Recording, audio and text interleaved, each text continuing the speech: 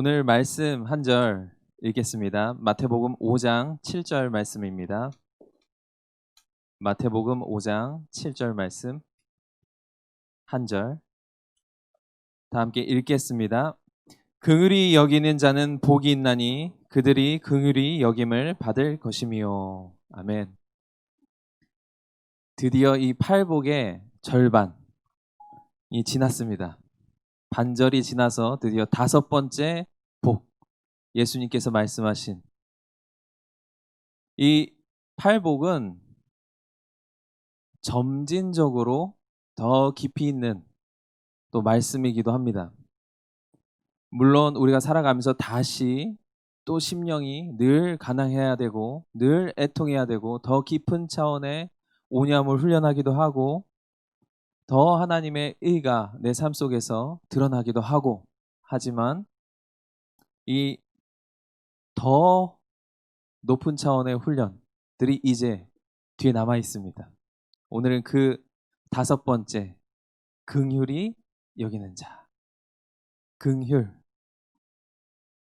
이 심령이 가난한 것. 그래서 우리가 하나님을 애타게 찾고 또 믿지 않던 자들은 하나님을 만나고 하나님을 경험하고 드디어 나의 이 비어있는 내 심령을 가득히 채워줄 그분을 알아가기 시작하는 그 단계에서 정말 내 깊은 죄에 대해서 애통하고 이 세상에 만연한 죄에 대해서 그리고 하나님 믿지 않는 영혼들에 대해서 애통하는 마음을 가지는 것, 이것이 그리스도인의 입문, 아주 기초입니다. 그렇다면 그 다음에 하나님의 말씀이 내 안에서 작동하기 시작하고 하나님의 말씀을 내가 선택하기 시작해서 하나님의 쓰임받기에 합당한 자로 훈련되는 것이 저희가 세 번째로 했던 온유한 자. 그리고 하나님의 그런 통치하심 일들이 드러나는 것이 의에 줄인 자. 이제 하나님께 헌신되었다. 하나님의 나라에 헌신되었다 하는 자들의 이 기본. 하나님의 나라에 헌신된 사람은 기본적으로 말씀에 길들여져야 되고 온유한 성품을 가져야 하고 의에 줄이고 목마른 삶을 살아야 됩니다. 이것이 하나님 나라의 기본이라면 이제 드디어 하나님 나라에 헌신된 자들의 중급 단계 긍휼. 결코 세상에서 말하는 차원의 긍휼이 아닙니다.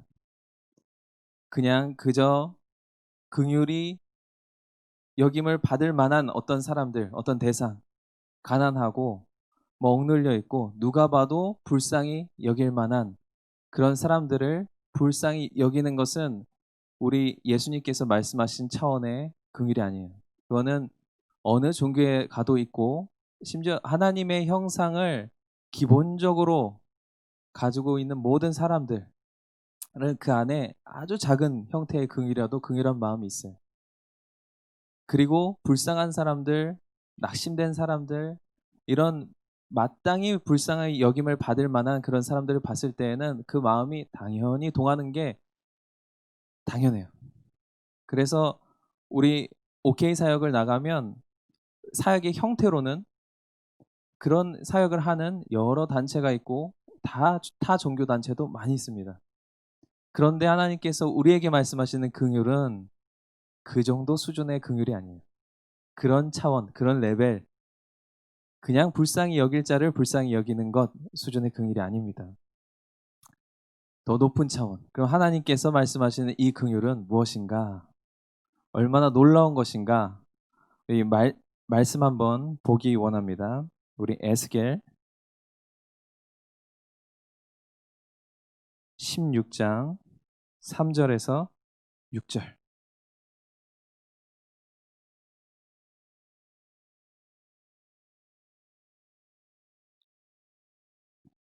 에스겔 16장 3절에서 6절. 함께 읽겠습니다. 이르기를 주 여호와께서 예루살렘에 관하여 이같이 말씀하시되 내 근본과 난 땅은 가나안이요 내 아버지는 아모리 사람이요 내 어머니는 헷 사람이라.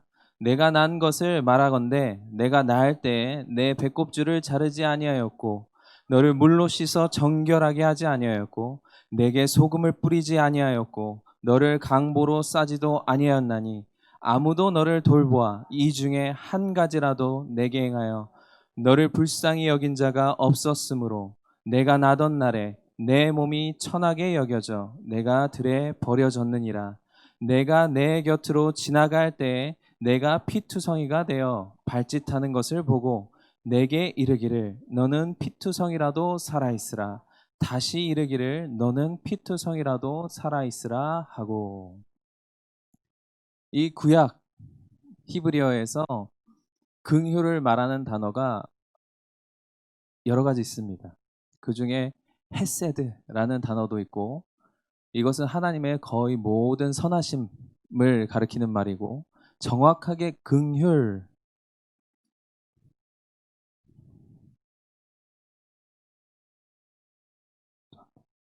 긍휼이라는 단어를 나타내는 히브리어는 라함입니다. 라함.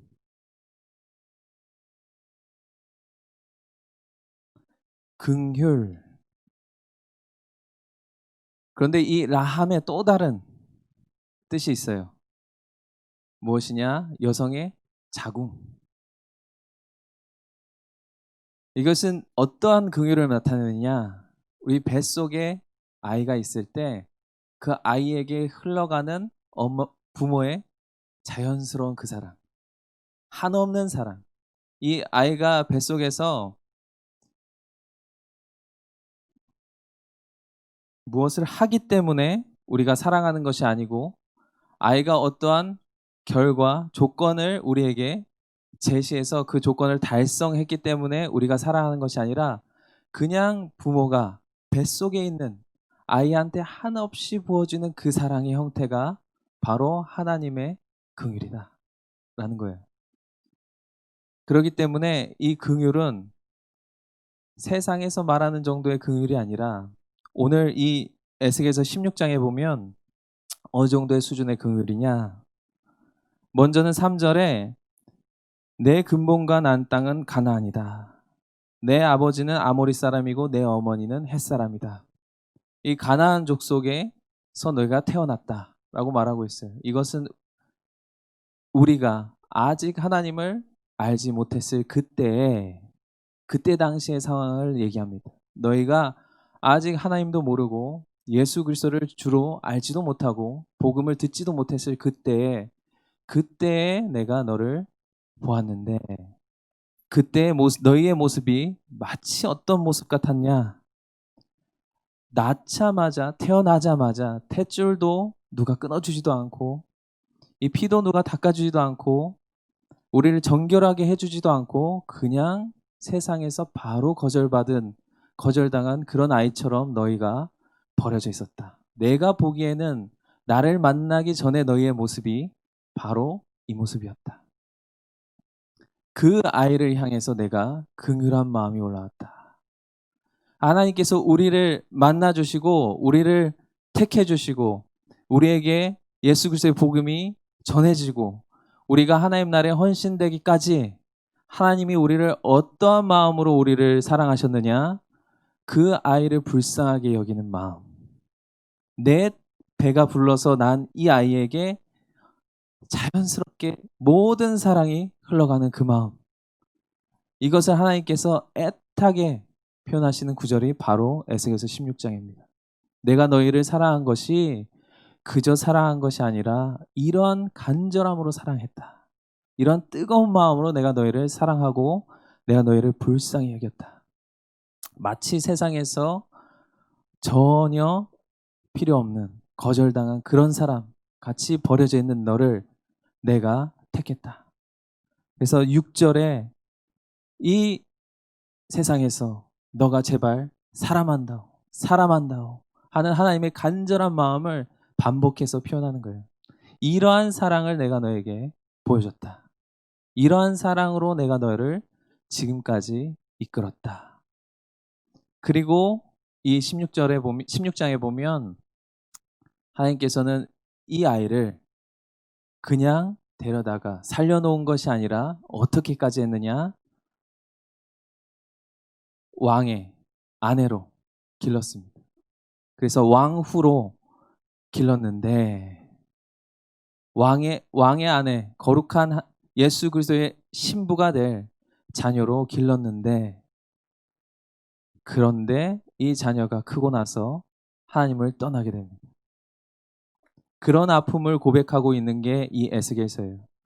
너희가 나를 떠난 것이 그냥 나를 아프게 한 것이 아니라 그냥 좀, 이제 우리가 헤어졌구나, 나의 마음이 조금 아프다 정도가 아니라 내가 너를 얼마나 긍휼히 여기고 내가 너를 얼마나 사랑했는데, 그리고 내가 너를, 그 세상에서 버려진 아이를 내가 왕후로, 왕의 아내로 내가 너를 길렀건만 이스라엘이 떠나기를, 그런 상황에서 나를 버리고 배신하고 떠나간 것 같았다.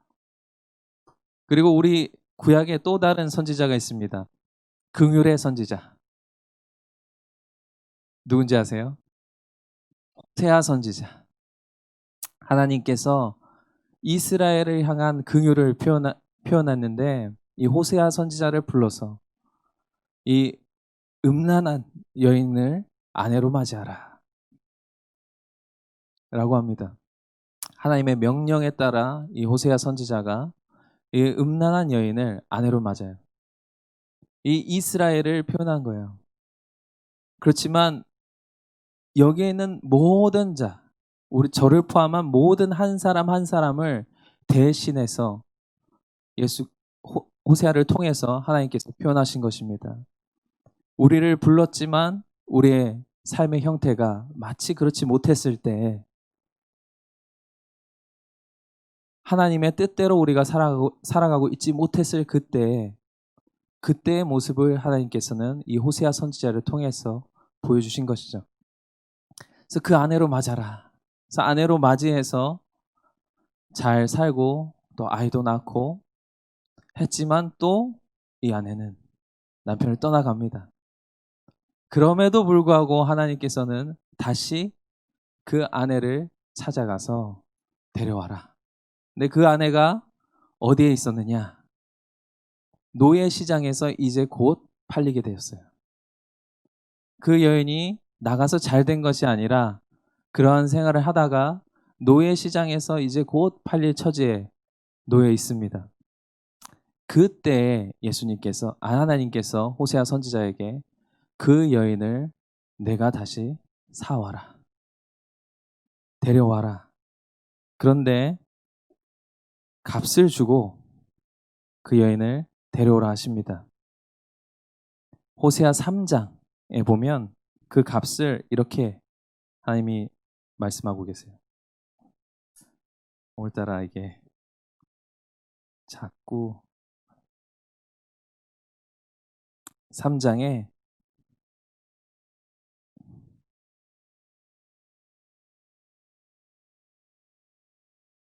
은 15세겔, 그리고 보리 한 호멜 반을 주고 내 아내를 사와라, 다시 되찾아와라. 그런데 이 보리 한 호멜 반은 당시의 시세로 똑같습니다. 은 15세겔. 합쳐서 은 30세겔. 이게 당시에 노예의 값이에요. 노예들을 은 30세겔에 팝니다. 이것은 마치 죄로 인해서 이 사망의 노예가 될 수밖에 없는 이 여인을 다시 되찾아오는 거예요. 이 여인은 이 죄로 인해 이제 사망의 노예로 30세겔에 팔려야 돼요. 그런데 하나님께서 그를 되찾아와라. 그를 용서해라. 다시 용납해라. 그런데 정작 하나님께서 누구를 은 30세겔에 파셨습니까?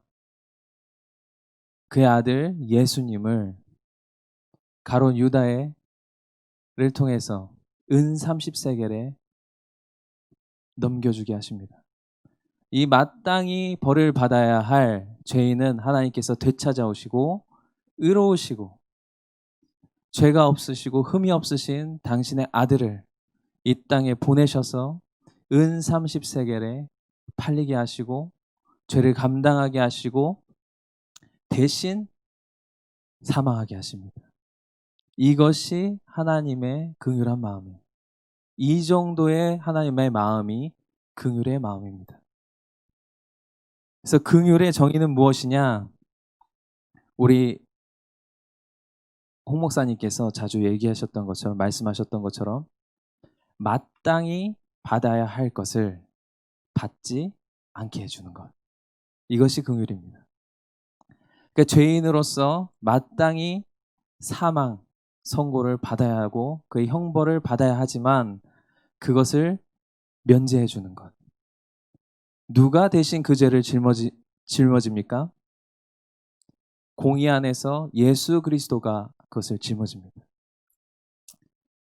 예수 그리스도를 통해서 그 모든 죄를 대신 짊어지게 하시고 우리는 그 죄를 면제해 주신 것. 이것이 긍휼입니다. 하나님은 우리를 이처럼 사랑하셨습니다. 우리를 한 번도 떠나신 적이 없고 우리를 한 번도 사랑하지 않으신 적이 없습니다. 우리 한 사람 한 사람을 그리고 뉴비전 공동체를 하나님은 이렇게 사랑하십니다. 그렇기 때문에 하나님께서 오늘 말씀에 이렇게 말씀하세요. 긍휼히 여기는 자는 복이 있다. 그들은 긍휼히 여김을 받을 것이다. 그리고 야고보서 2장에서는 이렇게 말씀하십니다. 긍휼히 여기지 않는 자에게는 긍휼 없는 심판이 임할 것이다. 이 말은 무엇이냐? 긍휼만큼은 내가 정확히 계산하겠다. 긍휼만큼은 나의 긍휼을 아는 너희들이라면 긍휼을 베풀어야 된다.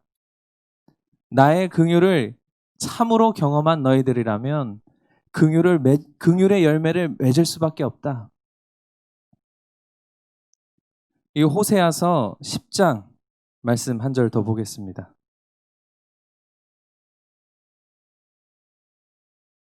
호세아서 10장 12절 말씀입니다.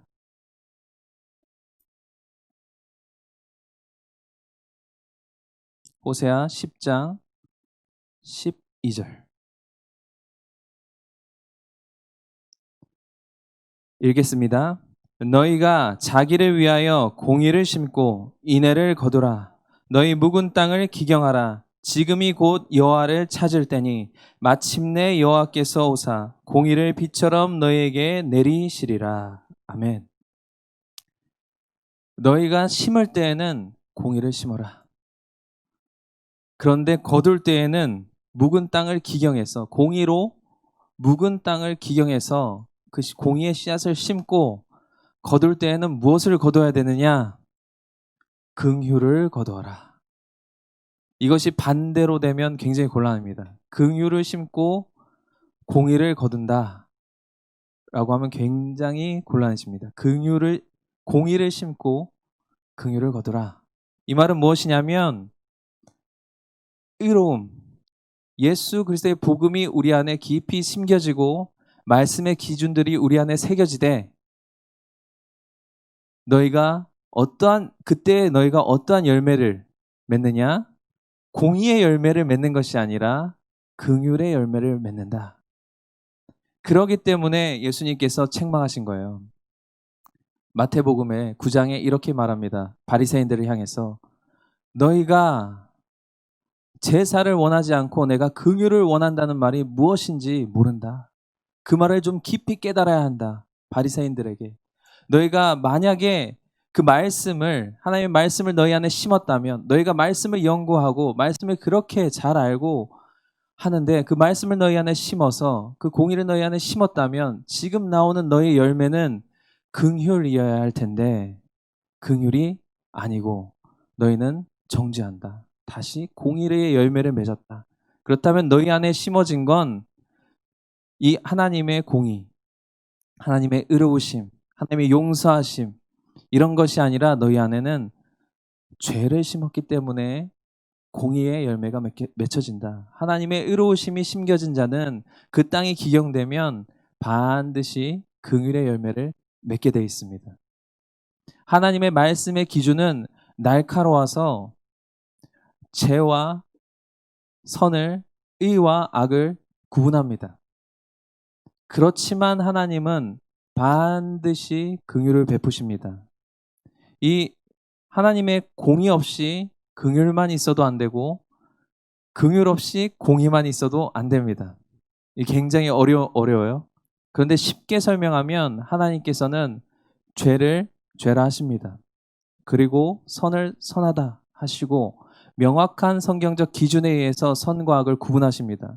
그런데 하나님께서는 긍휼을 사용하셔서 어떻게 하시냐?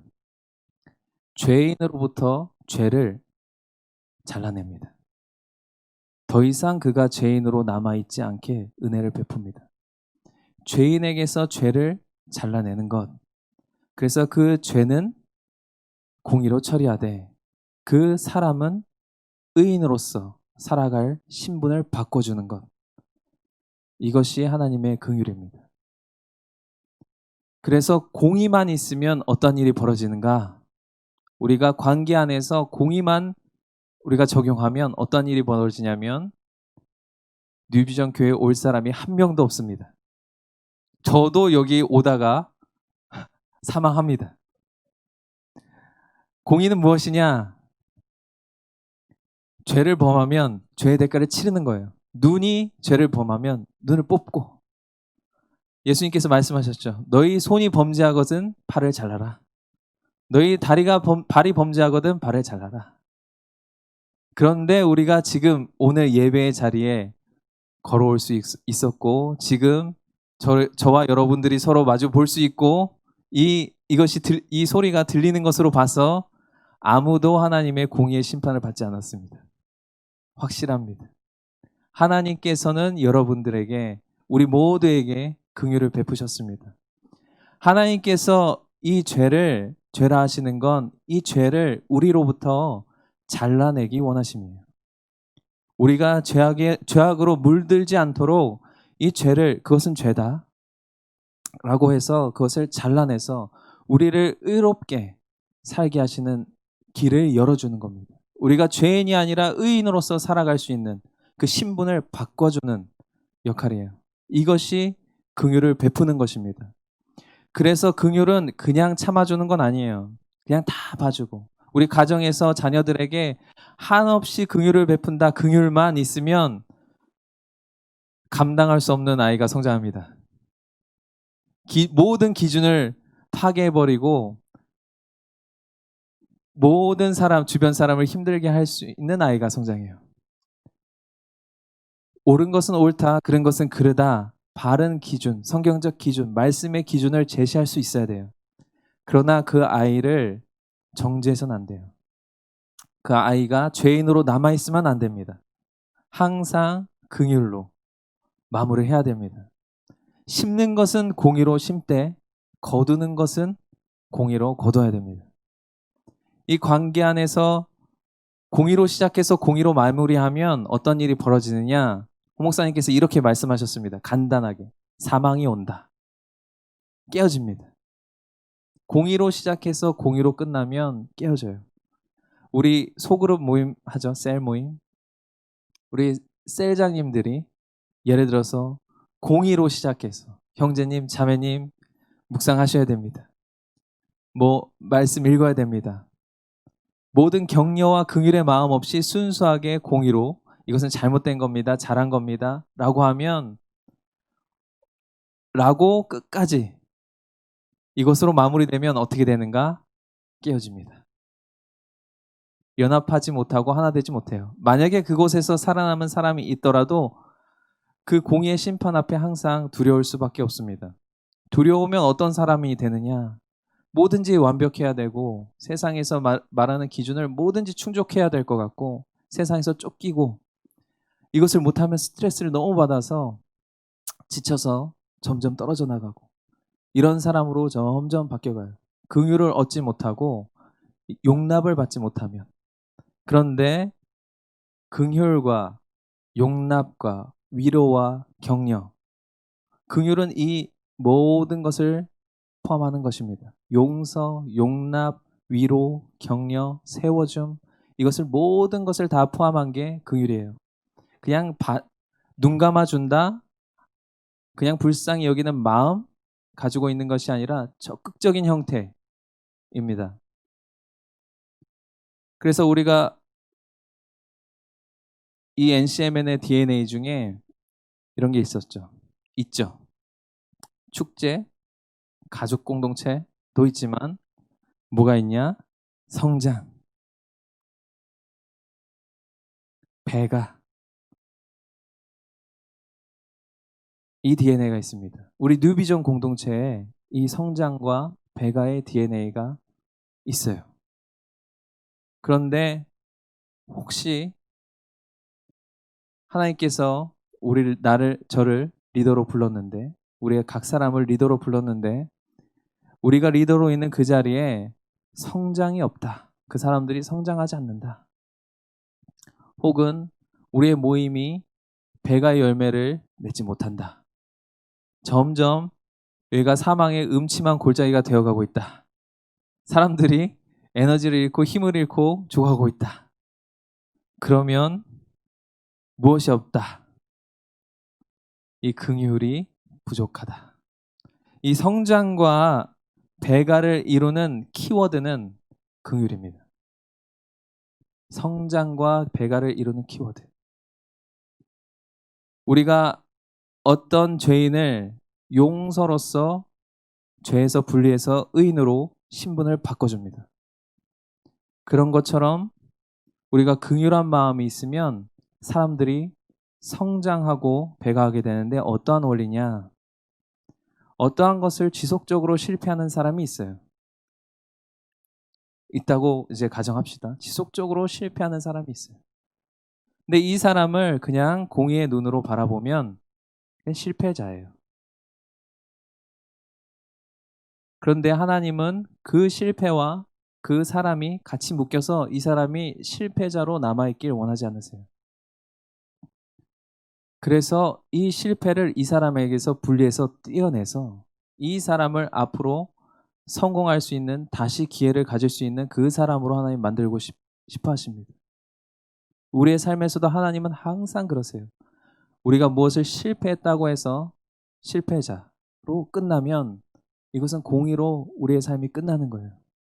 그런데 하나님의 긍휼은 무엇이냐? 우리의 이 실패한 어떤 한 사건에서 이 실패를 우리에게서 분리합니다.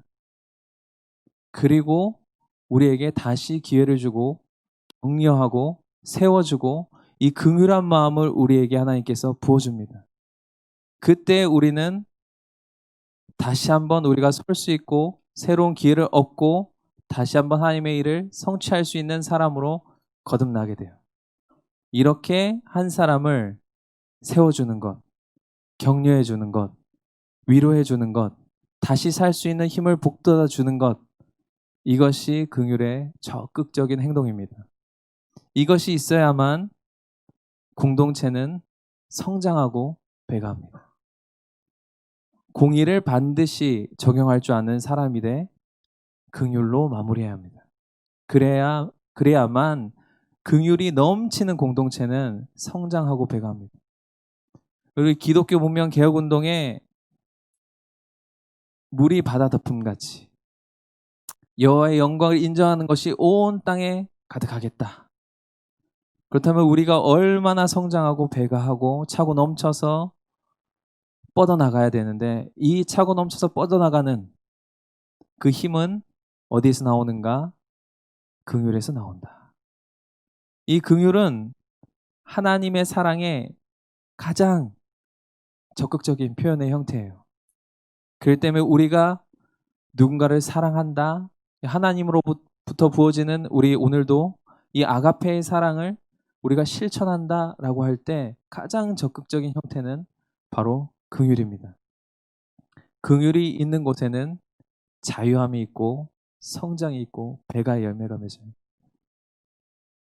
그래서 우리 모든 하나님께서 부르신 하나님의 나라에 헌신된 사람들은 이 긍휼의 삶을 살아야 합니다. 그때 하나님께서 우리를 또 긍휼하게 여기신다라는 말은 우리에게도 더 성장하고 더 확장할 수 있는 기회를 주신다. 더 쓰임 받을 수 있는 기회를 주신다. 우리의 지경이 넓어지는 그 기회를 우리에게 허락하신다. 반드시 우리 안에 심겨진 이 긍휼의 마음이 우리의 하나님의 의로움이 우리에게 긍휼의 열매로 맺어져야 합니다. 이 시편 130편에서는 이렇게 고백하고 있어요. 여호와 앞에 감히 누가 서겠습니까? 하나님이 공의의 하나님만 계시다면 누가 하나님 앞에 서겠습니까? 그런데 죄 사함과 거룩하게 여기심이 당신께 있습니다. 하나님께서는 우리를 의롭다 하십니다. 우리를 불쌍히 여기시고 다시 의롭다 여기시고 다시 한번 기회를 주시는 분, 그분이 하나님이십니다. 그런데 왜 하나님께서 그렇게 하셨느냐? 하나님을 경외하게 하려 합니다. 그래서 하나님으로부터 긍휼함의 은혜를 얻은 자들은 무엇을 하냐? 하나님을 경외합니다. 마땅히 하나님을 우리가 섬겨야 될 존재, 존중해야 되고 우리가 높여야 될 존재로 여깁니다. 그래서 오늘의 이 긍휼, 이 긍휼은 모든 하나님의 리더들에게 필요한 거예요. 우리가 리더로서 사람들을 이끌어 나갈 때, 저 사람이 나에게 위탁되지 않네. 저 사람이 내 말을, 나의 지도를 따르지 않네. 혹은 가장으로서, 이 가정을 이끌어 나갈 때, 자녀들이 내 말을 듣지 않네. 아내와 자녀들이 나에게 위탁되지 않았다. 그럴 때 필요한 것이 무엇이냐? 긍휼입니다. 긍휼을 맛보면 그 사람을 리더로 인정하게 되어 있습니다. 긍휼을 맛보면 그 사람의 권위에 위탁하게 되어 있습니다. 그래서 권위는 강제적으로 위탁되는 것이 아니라 이 긍휼을 맛보았을 때 참으로 권위가 위탁된다. 하나님께서도 우리에게 그렇게 하셨다. 하나님께서 나의 통치 아래 들어와라. 강제적으로 우리를 끌고 들어가신 것이 아니라 우리 예수 그리스도의 십자가의 은혜를 우리에게 맛보아 알게 하셔서 우리의 마음으로부터 하나님을 섬기는 마음을 하나님께서는 일으키셨어요. 마음으로부터 하나님을 경외하는 마음을 일으키신 거죠. 그렇기 때문에 이 긍휼은 헌신된 사람들에게도 아주 중급 이상에 해당되는 높은 차원의 이 훈련입니다. 이 주기도문에서도 항상 나오죠. 이 주기도문 한번 볼까요? 마태복음 6장입니다.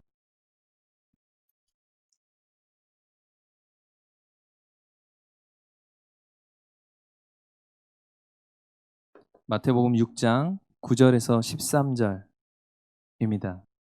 마태복음 6장 9절에서 13절 함께 읽겠습니다. 그러므로 너희는 이렇게 기도하라. 하늘에 계신 우리 아버지여, 이름이 거룩히 여김을 받으시오며 나라가 임하시오며 뜻이 하늘에서 이루어진 것 같이 땅에서도 이루어지이다. 우리에게 일용할 양식을 주옵시고 우리가 우리에게 죄 지은 자를 사하여 준 것 같이 우리 죄를 사하여 주옵시고 우리를 시험에 들게 하지 마옵시고 다만 악에서 구하옵소서. 나라와 권세와 영광이 아버지께 영원히 있사옵나이다. 아멘. 이 매일의 삶에서 하나님께 간구하고 기도해야 될 내용이에요. 그런데 이 주기도문은 사실은 이 팔복의 내용을 모두 다 담고 있습니다. 하늘에 계신 우리 아버지여, 이름이 거룩히 여김을 받으시오며 나라가 임하오시며. 하나님의 나라는 어떠한 자들에게 임합니까? 심령이 가난한 자들에게 하나님의 나라가 임합니다. 하나님, 저의 심령이 오늘도 가난합니다. 저의 삶 가운데서 하나님의 통치가 드러나게 하시옵소서. 하나님, 또 뜻이 하늘에서 이루어진 것 같이 땅에서도 이루어지이다. 이 말은 하나님, 오늘도 제가 믿음으로써 이 의에 줄이고 목마른 자의 삶을 살겠습니다.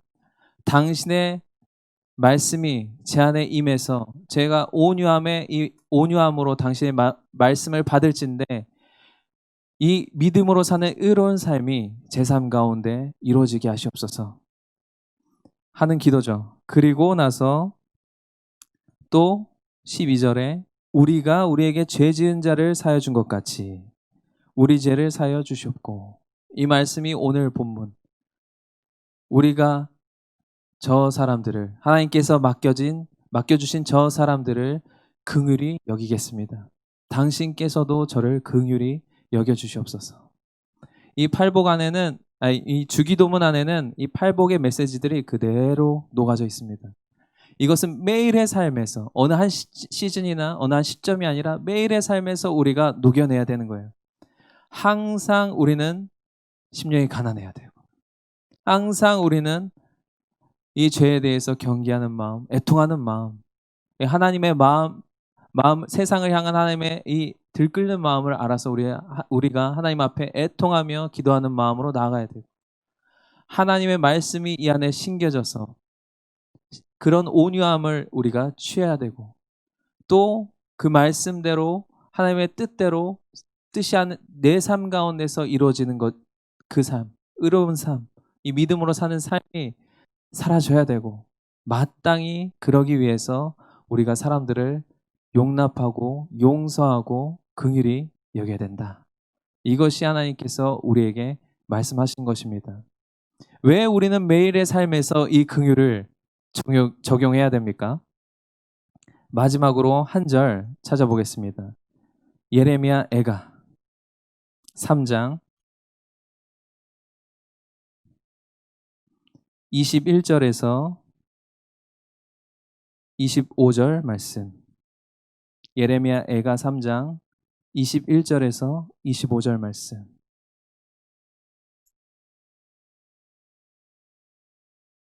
함께 읽겠습니다. 이것을 내가 내 마음에 담아 두었더니 그것이 오히려 나의 소망이 되었사옴은 여호와의 인자와 긍휼이 무궁하심으로 우리가 진멸되지 아니함이니이다. 이것들이 아침마다 새로우니 주의 성실하심이 크시도소이다. 내 심령에 이르기를 여호와는 나의 기업이시니 그러므로 내가 그를 바라리라 하도다. 기다리는 자들에게나 구하는 영혼들에게 여호와는 선하시도다. 아멘. 우리가 매일의 삶에서 이 팔복의 삶을 살고 하나님의 사랑을 전하는 이 긍휼의 삶, 용서하고 용납하고 위로하고 격려하고 세워주는 이 삶을 살아야 되는 이유가 있다면, 아침마다 새롭게 하나님께서 우리에게 그 사랑과 그 긍휼을 베풀어 주시기 때문입니다. 아침마다 우리가 하나님의 앞에 나아갈 때마다 하나님께서는 무엇을 우리에게 부어주시느냐? 그 은혜의 복음의 그 사랑, 그 구원의 긍휼, 그 죄사함의 긍휼, 이것이 아침마다 하나님으로부터 우리에게 쏟아진다. 그것은 어제 것과 같지 않고 오늘 새롭게 날마다 새로운 하나님의 사랑과 긍휼이 우리 안에 부어진다. 이것이 날마다 새롭고 내 안에 차고 넘치니 어떠한 낙심되는 상황과 환경 가운데 있을지라도 내게 소망이 된다. 왜냐하면 반드시 하나님은 우리를 살리고 살리시고 되돌리시고 회복시키시고 우리를 그의 길로 선하게 인도하시기 때문이다. 이 말씀이 여러분들 안에 믿어지십니까? 이 말씀을 붙잡으시겠습니까? 우리 날마다 아침에 나아가면 우리 안에 어떠한 감정의 변화가 없더라도 우리 안에 쏟아지는 것이 있습니다. 그것이 하나님의 사랑이고 하나님의 긍휼입니다. 그렇기 때문에 우리는 또다시 하나님 앞에 나아갑니다. 나아갈 때마다 새롭게 하나님의 사랑과 긍휼이 부어집니다.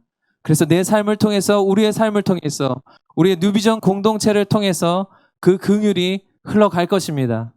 그래서 그 긍휼을 경험하는 사람마다 하나님을 경외하게 되고 하나님의 나라가 확장되고 성장하는 일이 일어나고 낙심하던 사람들이 회복되고 배가 되는 역사가 일어날 것입니다. 이 긍휼은 우리를 더 높은 차원으로, 더 넓은 차원으로 인도할 것입니다. 이것을 우리 붙잡읍시다.